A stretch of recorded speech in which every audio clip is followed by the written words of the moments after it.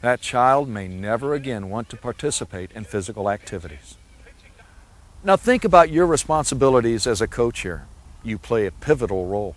Have you been part of a negative experience that has ruined the total package for the child? We talked with some kids who had negative sports experiences and then turned their attention to gangs. I started getting involved with the wrong people, like people that were... Although the individuals you're about to see are young men in prison for major crimes, their comments are powerful testimonies of why kids often turn to gangs and crime.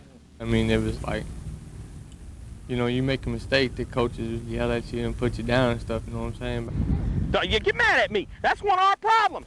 Nobody wants to do this the right way. Everybody wants to do it their own way. Going, like, if you didn't catch a pass or if you didn't do something right on the field, you just get scorned. The hell'd you get out of the way of that puck for? When I would get off of doing what I was doing, like playing maybe baseball practice or something, I'd go home and I'd be with those friends, and what they were doing was more interesting at the time. And then finally, after a while, it got to where I didn't even want to go to practice or anything. I just wanted to be with them the whole day. Don't laugh. Don't laugh. You go, I'm sorry, coach. I'm standing out here for 2 hours for free. That was more fun, you know, like you get more, I guess you get more, you know, friends, and you get more negative outlook on life, you know what I'm saying? Like, sports was there, you know, you'd feel good and stuff, but like, it was like people would accept you, but they wouldn't. You wouldn't hear all the good compliments, you know what I'm saying? You'd only hear put downs. In a gang and drugs, all you hear is compliments, you know what I'm saying? Or yeah, you did this right, you did that right, you know? But in football or basketball, you don't hear that. You hear the put-down side of it. Don Beck is a noted sports psychologist. He says there are critical issues surrounding the relationships of youth sports.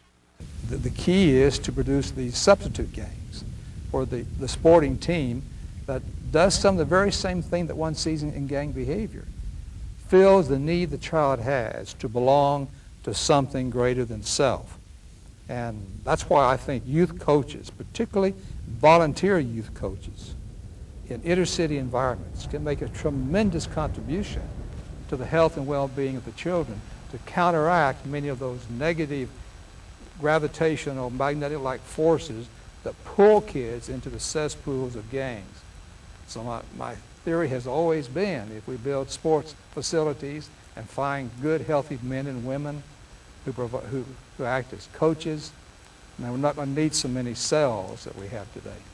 It's a stretch to say that if kids don't like sports, they will turn to gangs. But we do know that kids want to belong. And if they've had a negative experience in one area, they will turn to other activities, sometimes very negative ones. There is a correlation here, and you are the key. You have a direct effect on whether the children's sports experiences are positive and they continue playing, or negative and they turn their attention to other less beneficial or even harmful activities. Some kids quit because a sport is no longer fun. Make sure they have fun, and have fun yourself. If kids don't enjoy youth sports, they won't return. All-star teams, trophies, elaborate uniforms add stress to kids' sports. Avoid too much too soon. Give unskilled players as much time as you do skilled players. All players are of equal value, if not of equal skill. Work hard to understand the developmental levels and traits of each player. Many kids are never understood. Fear, intimidation, sarcasm, and ridicule are not valid means of motivation. Laugh with people, but not at them. Telling players they are wrong without showing them how to do it properly only make them afraid to try again. Teach by words and by demonstration. How you say something is as important as what you say. Likewise, body language is important. Speak and act in a positive way.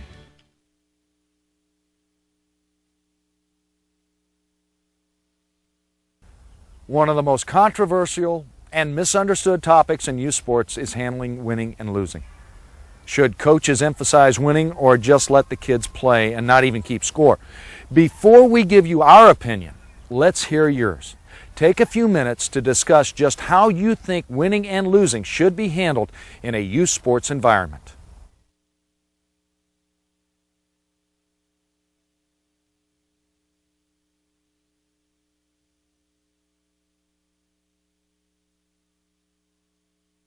I'm sure you had some great ideas, but here's a few more to think about. Sure, it's more fun to win than to lose, but break it down from there. Everyone will tell you that winning begins with the learning of the basic fundamentals of the sport and having fun while doing it. As a coach, teaching basic fundamentals in a fun, friendly environment are your biggest responsibilities. But can you have a successful season if you do this and lose all of your games? You can if you take the time to set some goals other than scoring more points than your opponent. Try this. In baseball, set a goal of scoring of at least 10 runs every game and giving up no more than 5 runs a game. If you get beat 12-10, at least you were successful in reaching one of your goals. You can further establish sub-goals for your team or each individual member, like the number of tackles or a goal of everyone touching the basketball before a shot is taken. Now, we're not suggesting that you shouldn't strive to win. We're just saying that winning must be kept in perspective. Certainly, winning a game reinforces all the things you taught at practice, and that's important. But when kids are asked what is most important to them about youth sports, winning never is listed higher than 5th, even with teenagers. Losing on the scoreboard doesn't make one a loser. The scoreboard only shows one thing: who scored the most points or runs in a given span of time. Things the scoreboard doesn't show include who tried the hardest, who put the team ahead of self, who kept the rules with the best attitude, who had the most fun, and who improved the most. Statistics may be useful to measure progress. They can be used to define excellence. But statistics make a terrible club with which to punish kids. Errors, batting averages, turnovers, fumbles, and penalties hurt enough without the coaches dwelling on them. Here's a good measure of your priorities. Do you make it your goal to win without getting a big head and to lose without losing your head?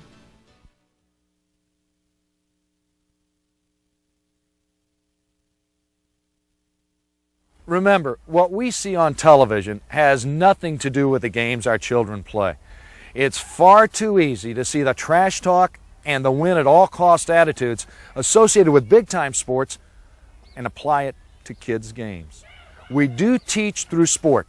The important aspect is what we teach. Do we teach that it's okay to cheat if we don't get caught? Can we teach honesty by following the rules? Do we teach respect by belittling our opponents or officials? Or can we teach respect with handshakes, especially after the game?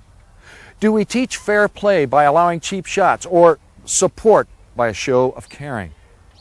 Sports mirrors society, and the stories we see on the news we also see on the playing field. We need to work hard to teach our kids to play hard, but to play fair. By telling your kids that it's okay to push the envelope of fair play, you're also telling them that it's okay to do that in life as well. Arrogance is not a virtue. Don't think more highly of yourself than you ought to think. Don't degrade the opponent. They deserve to learn the game, play with friends, and to have fun too. If you're verbally harassing the other team, you aren't concentrating upon executing your skills. Kids need to concentrate.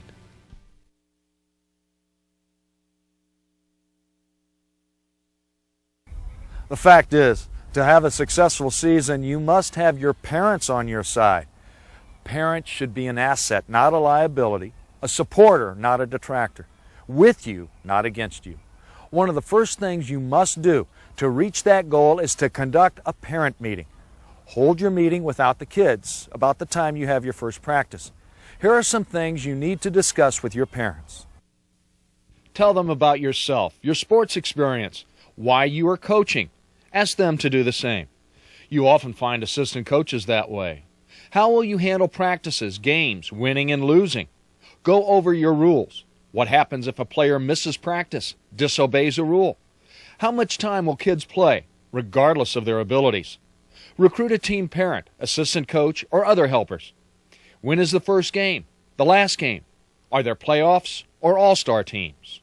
Talked to their mom, supposed to be here. Sebastian called. He's supposed to be here. Who else? Jordan's supposed to be here. I talked to his dad. So, If parents understand